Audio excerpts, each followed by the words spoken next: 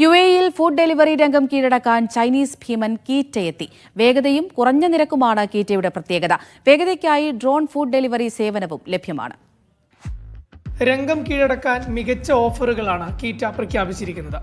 ആദ്യ ഓർഡറിൽ 50% വരെ ഇളവ്, എല്ലാ ഓർഡറുകൾക്കും സൗജന്യ ഡെലിവറി. ഇതിന് സബ്സ്ക്രിപ്ഷൻ ഫീസുകളോ മറ്റ് ഹിഡൻ ചാർജുകളോ ഇല്ലെന്നും കൃത്യസമയത്ത് ഡെലിവറി എത്തിയില്ലെങ്കിൽ നഷ്ടപരിഹാരം ഉൾപ്പെടെ നൽകുമെന്നും കമ്പനി അവകാശപ്പെടുന്നുണ്ട്. മെയ്ത്തുവാൻ എന്ന ചൈനീസ് കമ്പനിക്ക് കീഴിലാണ് കീറ്റ.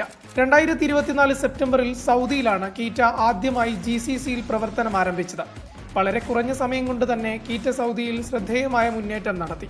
പിന്നാലെ ഖത്തറിലും കുവൈത്തിലും സേവനം ആരംഭിച്ചു.